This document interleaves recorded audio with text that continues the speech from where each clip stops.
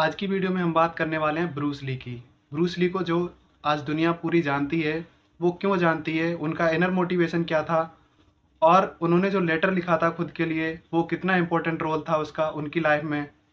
और जो लेटर में उन्होंने लिखा था, वो गोल्स उन्होंने अचीव किए या नहीं किए, इन सारी चीज़ों पर बात करने वाले हैं।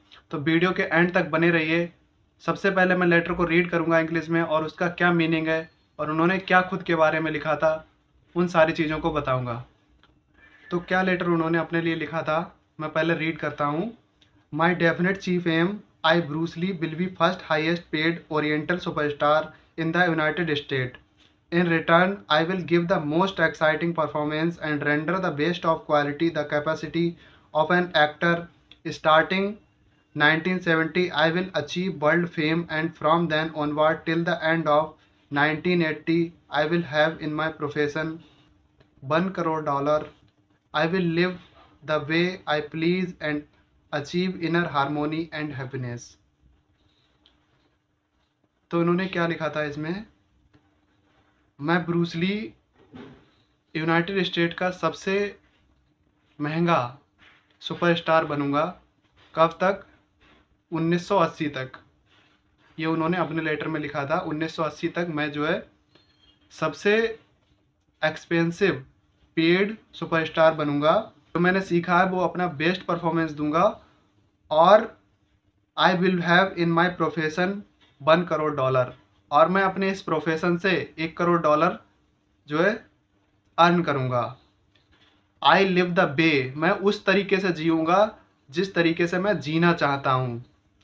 आई please and achieve inner harmony and happiness, मैं खुद के अंदर जो हमारे क्वालिटीज़ हैं उन्हें बाहर लाऊंगा, उनका आउटकम बाहर लेके आऊँगा और खुद को खुश रखने के लिए प्रयास करूँगा। तो ये लेटर उन्होंने लिखा था खुद के लिए। और हुआ क्या, 1973 में ब्रूस ली की डेथ हो गई। लेकिन 1973 से पहले पहले 4 साल में उन्होंने वो सब अचीव कर लिया जो वो अचीव करना चाहते, जो उन्होंने उस लेटर में लिखा था, वो सारी चीज़ें उन्होंने अचीव कर ली। इसके बाद एक उनका दूसरा फ्रेंड था जिसके लिए उन्होंने ये लेटर लिखा था, वो वाला भी लेटर बताता हूँ, वो पढ़ूंगा नहीं मैं, सिर्फ उसके बारे में बताऊंगा क्या क्या उसमें दिया गया है। ये लेटर उन्होंने लिखा था अपने दोस्त पर्ल के लिए। उसमें उन्होंने लिखा था, इसे समझना मुश्किल होगा। इट कंटेन्स माई ड्रीम्स, इसमें मेरे सपने हैं। माई वेज ऑफ थिंकिंग, मेरे सोचने का तरीका है। As a whole you call me a way of life, जिसके लिए मैं क्या कर सकता हूँ, जो पूरा एक तरीका है, जो मैं कहता हूँ कि हाँ ये मेरी पूरा जीवन होना चाहिए, उसको मैं बता रहा हूँ। I will be rather confusing as it is difficult to write down exactly how I feel. ये बहुत मुश्किल है मुझे वो लिखना जो मैं महसूस कर रहा हूँ अभी, जो मैं अभी महसूस कर रहा हूँ, ये लिखना बहुत मुश्किल है, लेकिन फिर भी मैं प्रयास कर रहा हूँ। Yet I want to write and let you know about it, और लेकिन मैं फिर भी क्या कर रहा हूँ, कोशिश कर रहा हूँ तुम्हें बताने की जो मैं अभी फील कर रहा हूँ। I will do my best to write it clearly and I hope that you too keep bill an open mind in this letter. इस लेटर को तुम अपने खुले दिमाग से पढ़ोगे, जो मैं लिखना चाहता हूँ वही तुम्हारे समझ में आएगा। ये ब्रूस ली ने लिखा था अपने फ्रेंड पर्ल के लिए। आगे क्या लिखा है देखते हैं। And don't arrive at my conclusion till you are finished, इस लेटर को जब तक कंप्लीट ना कर दो तब तक खुद को उसका परिणाम के बारे में नहीं बताना है, उसका कंक्लूजन खुद से नहीं सोच लेना है। आगे कंटिन्यू करते हैं। There are two ways of making a good living, one is the result of hard working and other the result of imagination. पहला तरीका क्या है कि आप हार्ड वर्क करके अपनी लाइफ को बेटर बना सकते हैं, और सेकंड तरीका क्या है कि आप इमेजिनेशन करके अपनी लाइफ को बेटर बना सकते हैं। आगे देखते हैं। It is a fact that a labour and thrift produce a competence, but fortune in the sense of wealth is the reward of man who can think in something that has not been thought of the before. Hard work करना आसान है और सारे लोग hard work कर रहे हैं, लेकिन एक ऐसा काम करना, एक ऐसी चीज़ सोचना जो चीज़ आज से पहले नहीं सोची गई है, वो बहुत मुश्किल है सोचना। और ऐसा काम करना भी बहुत मुश्किल है जो आज से पहले नहीं सोचा गया है। हार्ड वर्क करना आसान है, क्योंकि अगर आपको एक तरीका पता है कि आप ये काम कर सकते हैं ऐसे, तो वो आप कर सकते हैं। लेकिन अगर आपके पास तरीका ही नहीं है, अगर आपको तरीका खुद से ही सोचना है और उसे फिर इम्प्लीमेंट करना है, तो ये करना उससे मुश्किल होगा जो आप हार्ड वर्क कर रहे हैं। In every industry, in every profession, ideas are what America is looking for. Ideas have made America what she is, and one good idea will make a man what he want to be. Bruce Lee आगे कहना चाहते हैं कि हर एक industry में revolution लाने के लिए एक आइडिया सबसे ज़्यादा इम्पोर्टेंट है। अगर आपके अंदर एक आइडिया आ जाता है तो वो एक आइडिया आपकी पूरी लाइफ को चेंज कर सकता है। एक आइडिया आपकी पूरी लाइफ को चेंज कर सकता है। One part of my life is गुंग फू।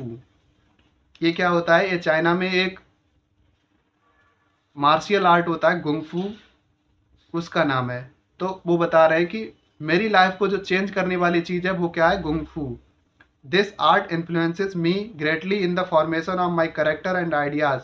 इसने मुझे बहुत अच्छे से प्रभावित किया है और मैं इसकी प्रैक्टिस करना चाहता हूँ, और ये करेक्टर मेरी आइडियाज़ से मैच करता है। आई practise gung fu as a physical culture, a form of mental training, a method of self defence and a way of life. इससे मैं सेल्फ डिफेंस कर सकता हूँ और इससे अपनी लाइफ को बेटर बना सकता हूँ। कुंग फू is the best of martial art, yet the Chinese derivatives of a judo and karate, which are only basic of kung fu, are flourishing all over the US। Judo और karate क्या है? US में प्रसिद्ध है, लेकिन ये गुंग फू क्या होगा? ये भी बहुत अच्छा मार्शियल आर्ट है, ये भी फेमस होगा। This so happens because no one has heard of the supreme art. लेकिन किसी ने इसके बारे में नहीं सुना है, इसलिए there are no competent instructors. और अभी भी इसका क्या है? कोई कंपिटिटर नहीं है मार्केट में, तो ये इसकी संभावना जो है ज़्यादा रहेगी फेमस होने की।